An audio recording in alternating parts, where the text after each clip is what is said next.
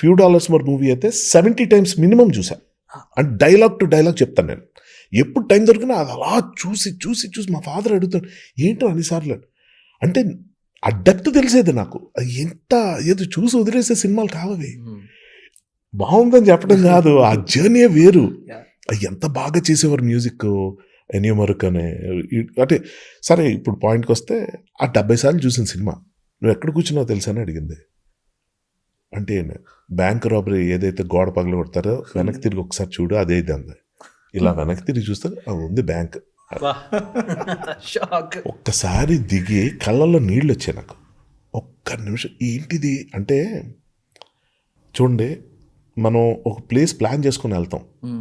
Eiffel tower చూడాలి అని చెప్పి ఎప్పటి నుంచో అనుకుని, అంటే ఒక ఎగ్జాంపుల్ చెప్తున్నా, ఒక తాజ్మహల్ చూడాలి అనుకుని డబ్బులు దాచుకుని, మామూలుగా మిడిల్ క్లాస్ మెంటాలిటీ ఎలా ఉంటుంది, ఎప్పటికైనా మనం వెళ్ళాలి అని చెప్పి ఎక్కడో తెలియకుండా ఒక బండి ఎక్కేసి అక్కడి నుంచి ఇంకో బండి ఎక్కి ఎవరితోనో వెళ్ళిపోతూ అది ఎక్కడికి వెళ్తున్నావు తెలియక ఎక్కడో దగ్గర కూర్చొని ఇలా చేరబడిన తర్వాత నువ్వు చేరబడిన గోడ తాజ్మహల్ కాంపౌండ్ వాళ్ళని చెప్తే ఎలా ఉంటుంది మనకి.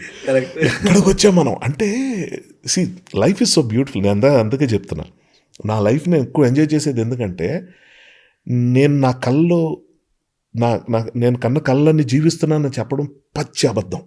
నా కళ్ళు ఎంత గొప్పగా ఏ రోజు లేవు. చాలా చిన్న కళలు నావి. మా విజయనగరం దాటి వైజాగ్ వెళ్ళగలిగితే పెద్ద అచీవ్మెంట్ నాకు. బీచ్లో కూర్చోగలిగితే ఆ ఇసుకలో ఆ పాదాలు ఇలా అవతార్ సినిమాలో చూపించినట్టు ఆ ఫింగర్స్ ఇలాగ ఇసుకలో అంటుంటే అది రొమాన్స్. అంతకు మించి తెలీదు. హైదరాబాద్ అన్నది నా బకెట్ లిస్ట్లోనే లేదు. ఇంకా లండన్లో ప్యారిస్లో అవుట్ ఆఫ్ క్వశ్చన్. నాకు తెలీదు. అంటే అంత గొప్పగా డ్రీమ్ చేయొచ్చు అని కూడా తెలియదు. సో అలా వచ్చింది నాకు. ఇప్పుడు నువ్వేం ఏం చేసావు, ఇంకా హాలీవుడ్ ఎందుకు ట్రై చేయలేదు, నువ్వు ఇంత తక్కువ సినిమాలు ఎందుకు చేస్తున్నావు లాంటికి వచ్చినారా, ఎవరు అడిగినా నేను అసలు ఎక్కడ దాకా ఎలా వచ్చానో కూడా నాకు తెలియదురా. సో అటువంటి ఎక్స్పీరియన్స్లన్నీ చూసి ఆ ప్లేస్కి వెళ్ళి ఆ మూమెంట్స్ అన్నీ చూసేటప్పుడు అది వచ్చే ఎక్సైట్మెంట్ ఈ మాటలు ఎలా చెప్తాం అది. So this is the thing.